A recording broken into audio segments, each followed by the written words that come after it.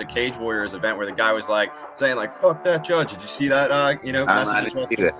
Oh yeah, dude, I gotta send that to you. It was Yeah, hilarious. like I do this all day, every day. Like I want to break. I want to enjoy time with my family, whatever. So, and unless I know the guys, or it's like for me, food is an experience. It's not like oh, this just tastes good, or I'm just eating to get full. It's like I wanna I wanna enjoy everything involved. Or I went to go get an ID band, and they're like, oh, do you have it like the month? Like you're only like 15, right? 16. I'm like. Dude, like plus 10. Usually I'm thinking, don't die, don't die, don't die, don't die, don't die.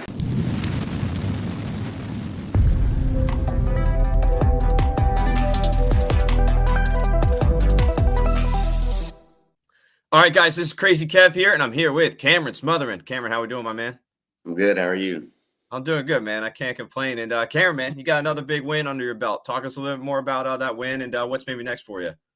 Yeah, I was got my first submission. It's a little bittersweet because I always swore I would never go for a submission, but I just wasn't sure if I was gonna be able to knock him out because he was doing good at surviving.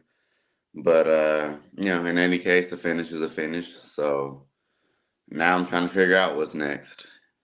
Fair enough. Now, when it comes to your submission, I mean, how often do you even practice submissions and stuff in the gym since you are mainly known for being a finisher on the feet?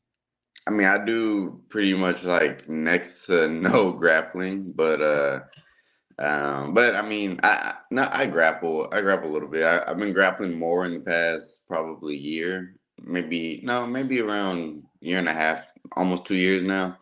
But I mostly just practice defense and when I do grapple, I'm just practicing defense. But I mean, I can grapple. You don't get this far without being able to grapple. But it's just, for me, it's not as fun as knocking someone out. Right. No, that definitely makes sense. And when you're practicing grappling in the gym, you mentioned you're not the biggest fan of it. Why is that? I just don't feel like the satisfaction from like submitting somebody that I do is like hitting them with a clean counter or just just laying somebody out. Like for me, there's nothing more fun and exciting. Like even after this win, like it's like oh, it's a win. Like you should be really happy, but it's just kind of like it's like oh, like for me, I just don't get the rush of endorphins. Right. No, fair enough. That makes sense, man. And you have a bunch of fights in Fury, man. I mean, how do you think the promotion's treating you? And what's maybe some cool behind the scenes stuff about Fury?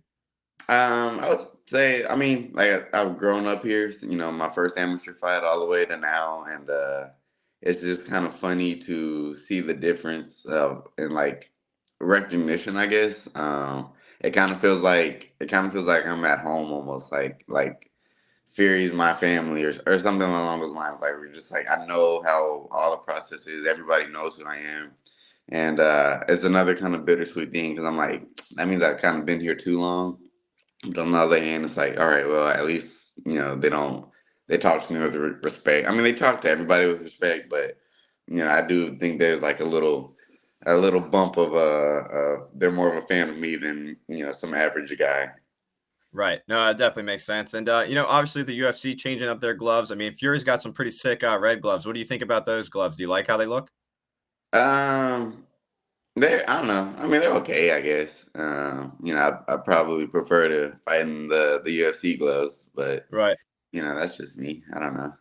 I hear you. I hear you. Now, when you have like your fight gloves, your fight shorts, all that different stuff that you have to use for fighting. I mean, what do you typically do with all that stuff? Do you hang them up or anything?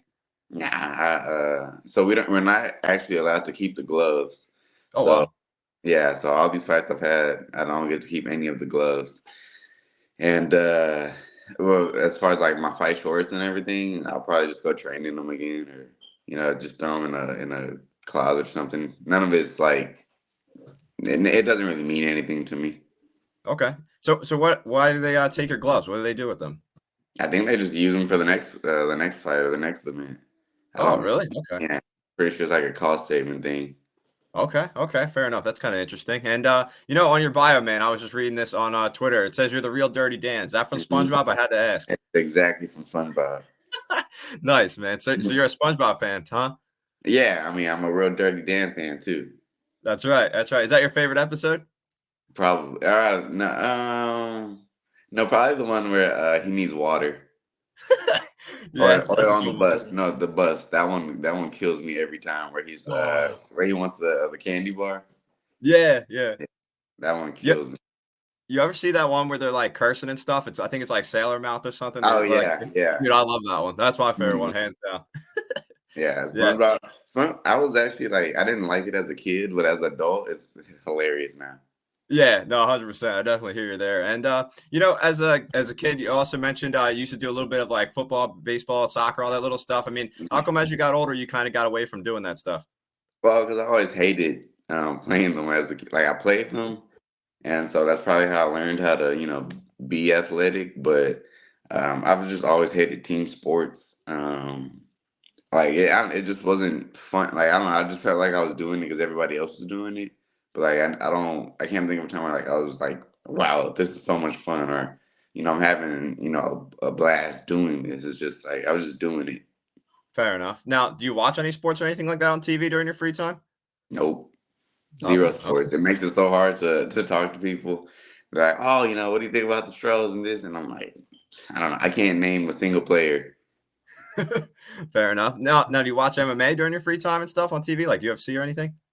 I watch fights. I watch it if I know the guy, like if I know Okay. somebody, or if I have a reason to look up, this guy. But the more I've been, so whenever I first started training, I was like, I would always hear fighters, be like, hey, I don't really watch fight. I'm like, how do you not watch it? Like you have to study, you have to study.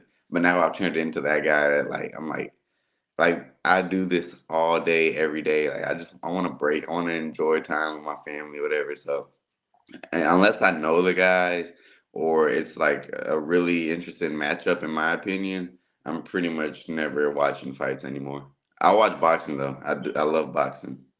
Okay. Okay. So, how quick do you watch your own fights, if you even do? Oh, every night. I watch my fight every day. So, Okay. so my daughter, she's my biggest fan. So she'll like point at the screen, like she'll give me the remote and point at the TV and say, "Papa, Papa, Papa." And that means she wants me to put on one of my fights. So she'll just sit there and watch my fights over and over and over. She wants to watch them from every angle. She wants to watch them on the on the phone. She wants to watch it on TV. So I watch my fights all the time. That's awesome. That's definitely some good stuff. And with your daughter, do you want her to train one day in the future? I have not decided because it's like one super gross and two super icky. Right.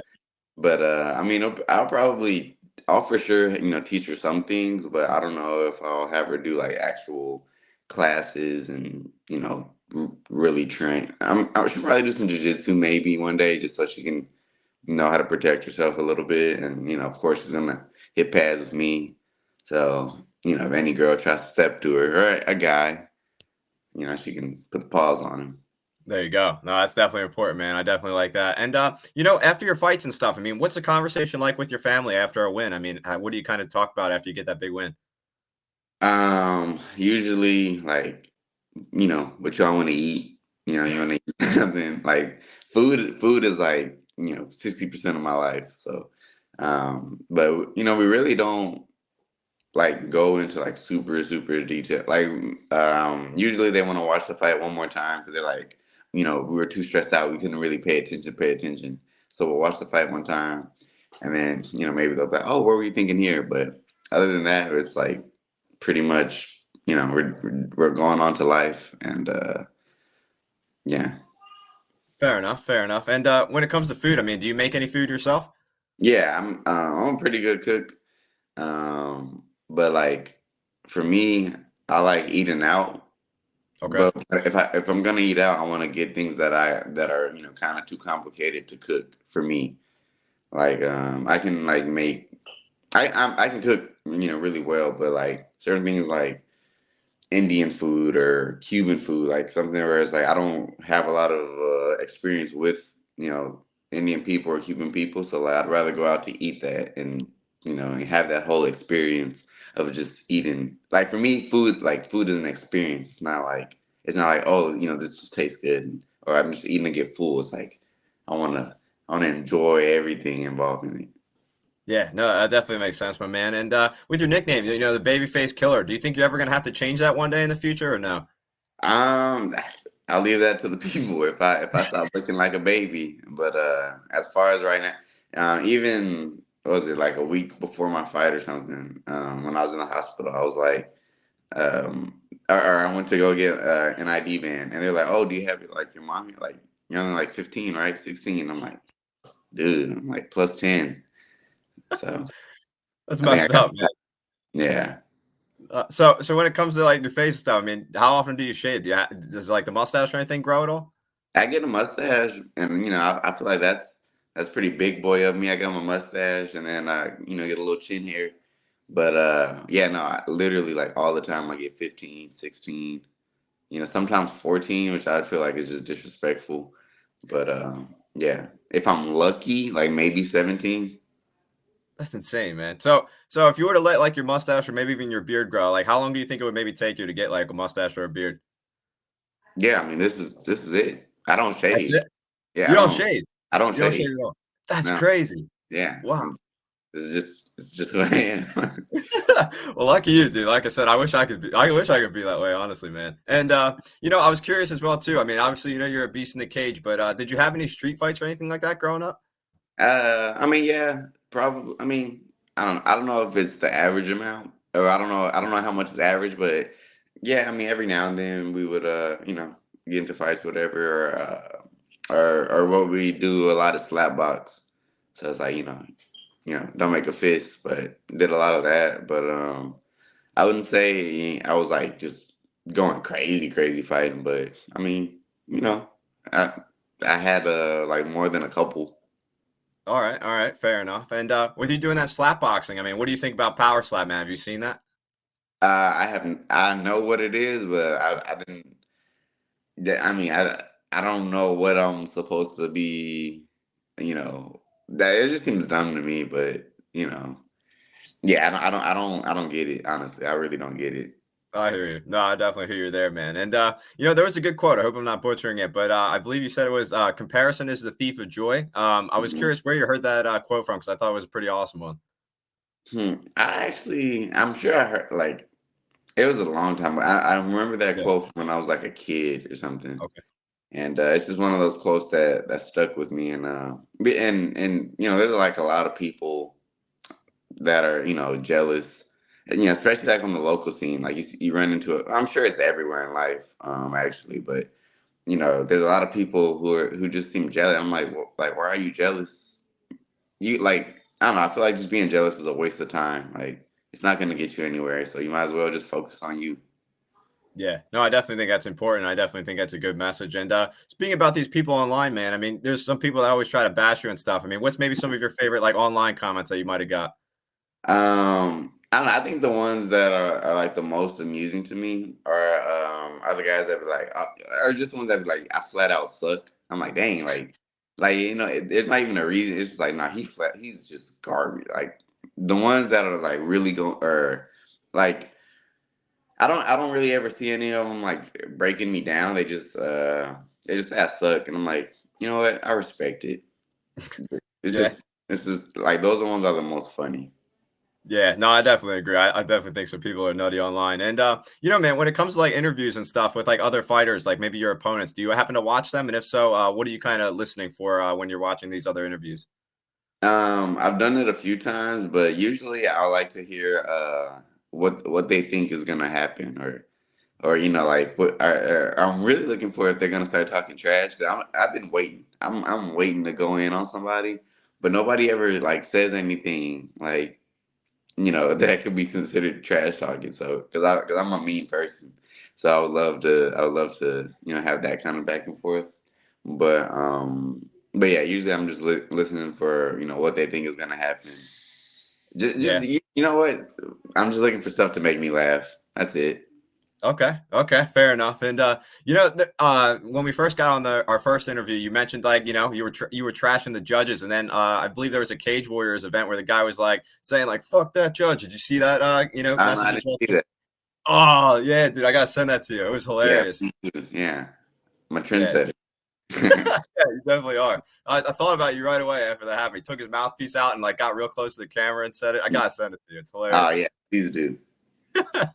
Fair enough. Fair enough. And man, when it comes to like Adrian Yanez and his very first fight you were cornering and stuff, talk us a little bit more about like the behind the scenes, what's like the corner and stuff. So when cornering is way more stressful than actual fight day because you're Okay. not in control at all. Like you're just sitting there and you you have time to think about everything that could go wrong or things that are going wrong, and you know, or yeah, I feel like cornering is way more stressful. But Yeah. I would say, but I mean, going to like the UFC events are fun. The only thing that sucks is that they kick you out and you can't watch the fights, like Oh, even if you wanted to. yeah. But I mean, it's a good time. You at least like for me, seeing how all the behind the scene things work, and it won't be a surprise when I get there. Yeah, no, that definitely makes sense, and I'm definitely glad it's not going to be a surprise for you because I think you are going to get that call pretty soon. And getting back to the judges, in another interview you mentioned you don't think you were like a good round winner, and you think sometimes it's Mhm. kind of hard for like the judges to kind of like see that when you're Yeah. fighting. I mean, what does that kind of mean exactly? Talk to us a little bit more about that. So I'll say like even in this last fight on Sunday, apparently like round two was like super close, but like in the cage, I didn't. I felt like round two. I felt like round two was a bigger like more clear for me than round one was. But people are like no, round two was like super super close. But like so when I'm in the cage, like you sparring or fighting, I'm like there's certain things that I'm paying attention to that I'm like I don't even weigh what they're doing, but they're still winning, racking up points. So I'm like this, like that's doing nothing. So I'm like, nah, there's no way that this is close. And then I'll get out, and I was like, yo, like was that round close? They're like, no, it's not super close. And I'm like it's confusing for me. So I've been so hopefully, well, depending on when my next fight is, well, but either way, I'm training to like become a better round winner and do things to steal rounds easier because the way I fight it, I'm kind of looking for big shots, sort of. Like I feel like I'm working, but if I hit you, with one hard one, like you have to do some work to catch up with that. Like little pitter patter shots don't aren't supposed to aren't supposed to equal the same as a if I wobble you, if I rock you. Like so, I'm looking for those kind of shots, but I'm almost doing it too much. Yeah, So no, I definitely hear you. That makes sense. So, yeah. so when you're in the gym and stuff, man, like how do you kind of practice? I guess going for the finish and stuff without kind of hurting your partners. I just don't like so I don't really believe in hard sparring. Like I don't get the point of it. It doesn't I can hard spar and I can not hard spar and I don't feel any difference. I actually feel like I get better not hard sparring. And I keep my partner safe. So I just pull my punches like because it really doesn't take much to knock someone out. But the few times, like if I land something clean, then I know it's clean. Like I would just focus on where I want to place my shots, and I go out of my way to make sure I don't hurt people. Like obviously accidents happen, but for the most part, I don't really hurt people. Right. No, that's important. That's definitely some good stuff there. So when you are sparring and stuff, do you use like mainly your MMA gloves, the boxing gloves? How's that kind of work? I do one day with the big puffy glove. I mean, with the big boxing gloves, and then I'll do another day with the MMA puffy gloves. Nice. Okay, that makes sense. And getting back into fighting, man. I mean, when you have like the weigh-ins and stuff, what kind of goes through your head when you have to do the weigh-ins and then the stare down, all that different stuff? Usually I'm thinking, don't die, don't die, don't die, don't die, don't die. I'm just dying. Like this last weight cut was hard. It was really really hard. So, but during the face offs and stuff like that, I'm usually thinking about a joke. I'm usually making fun of them in my head, like, and I'm like, should I say this or like, nah? He looks like he's being real serious. I should be serious too. I'm like, but I'm not serious. So I'm usually like at all times just making jokes about something. That's awesome. Now, why was this weight cut maybe harder than previous ones? I cut too much weight. I cut way too much. But I had a lot of circumstances, things going wrong for like this was probably one of the worst camps, if not the worst camp I've ever had. Like I said, it probably shouldn't be called a camp. I didn't train a full week this entire little camp. It was I was just like I kept getting sick, or I kept I was in the hospital and we had a hurricane, and it was just like things just kept going wrong. Like every single week, it was something new. So I literally trained like I didn't train more than like 3 days a week, maybe four if I got lucky. So and then before that, I wasn't even training at all because I was hurt. And yeah, it was bad. Yeah, wow, that's definitely interesting, man. And when you were going through like your depressive state in your career, you mentioned you were drinking like almost every day. What was maybe your Mm. drink of choice, man? Something sweet, like that was the thing.